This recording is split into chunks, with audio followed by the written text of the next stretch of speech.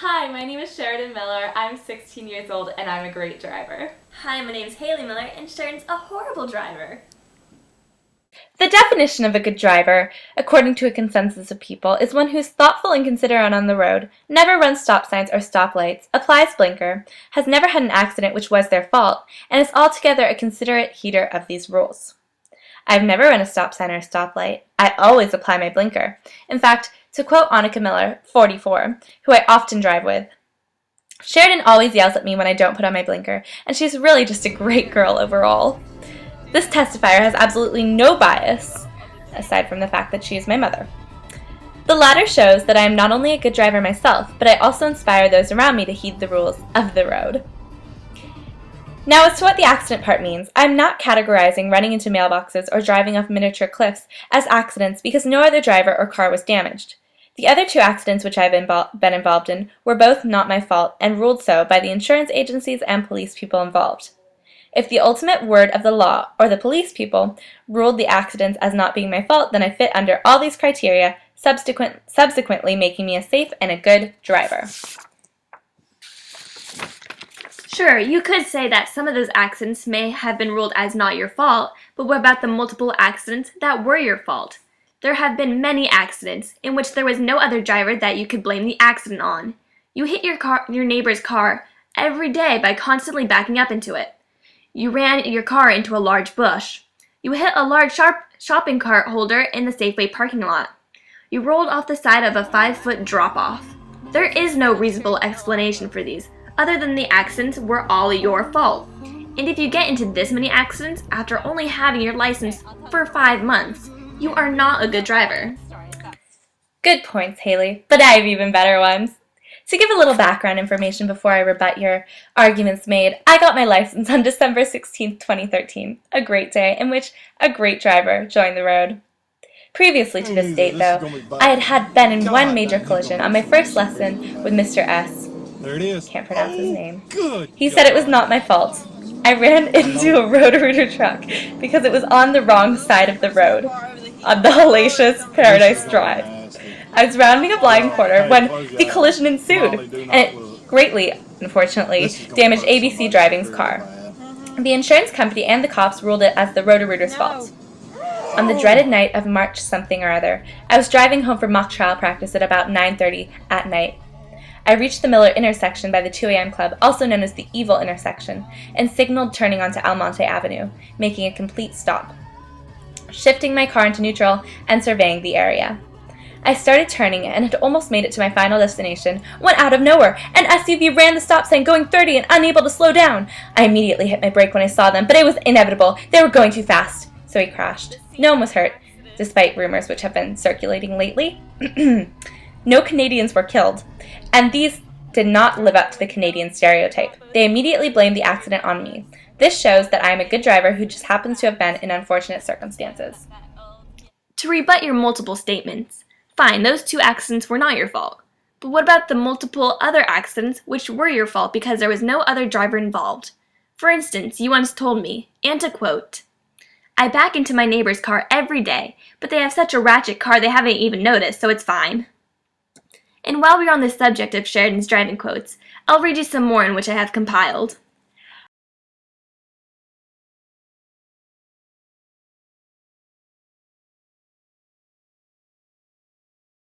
That last one is said very frequently. Just the fact that she says these things show that she lacks the self-confidence in thinking that she's a good driver. She even posted an Instagram pic where she said, TBT when the DMV made the worst decision of their lives.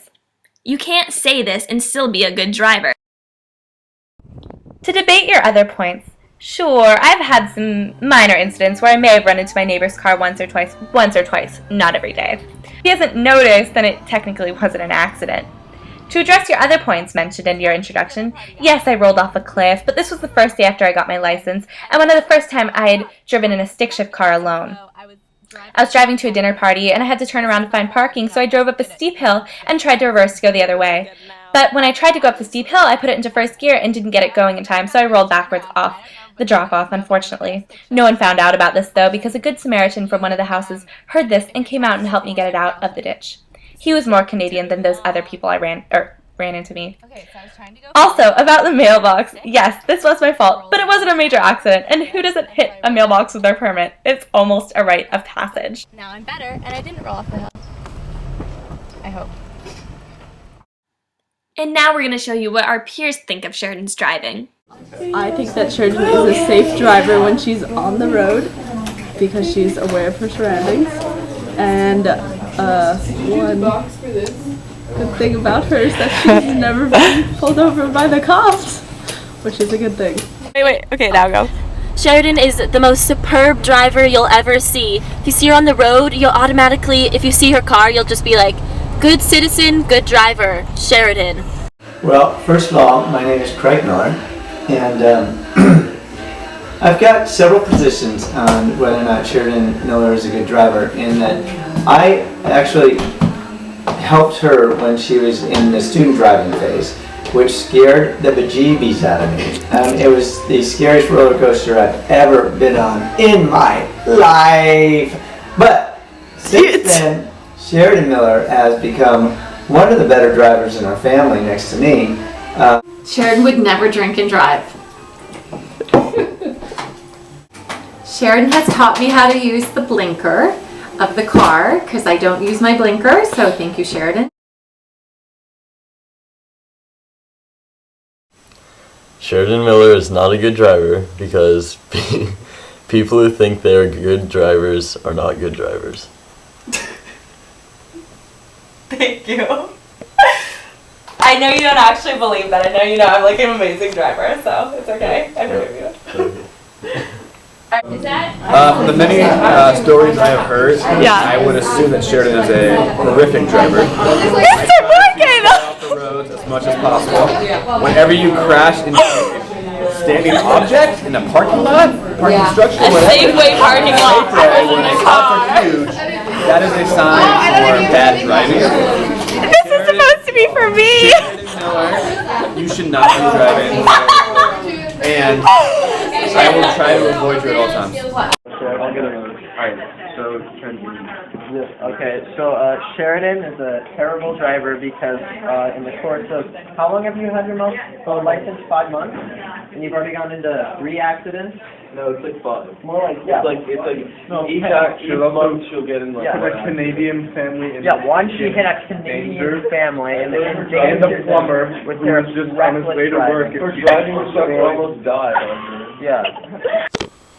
In conclusion, I would like to go back to the points I addressed in the beginning of this debate. So, according to the group of people who I interviewed, the definition of a good driver is one who is thoughtful and considerate on the road. Check. I always scan my intersections and have never hit a pedestrian or a small animal or a bike rider or anything like that. I'm very considerate, let people in when they want to merge, and just heed the rules of the road like a pro. Check. B. Never has run a stop sign or a stoplight. I have never run either one. Check. C. And now this is the big one, has never been in an accident which was their fault. Now, I think you've all heard enough information from this debate to realize that the accidents which I have been in have not been my fault. And when I say accident, I don't mean my minor collisions of hitting my neighbor's car once or twice or running into a mailbox. I mean the major collisions where the police had to come and they ruled it as not my fault. Check. D. And is altogether a considerate heeder of these rules. I fit under all these criteria, and therefore I am a good driver. Thank you.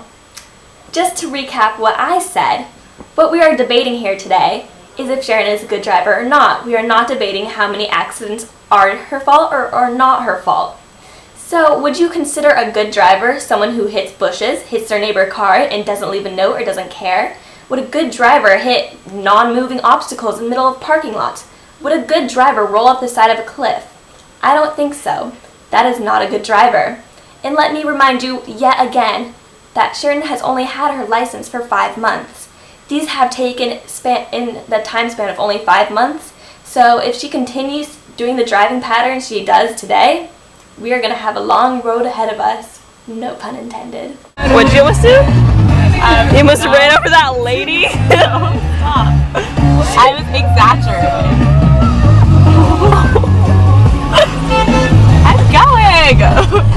So, did you just get beeped at? Yes, but it wasn't my fault. Nothing is your fault, is it, Sheridan Miller?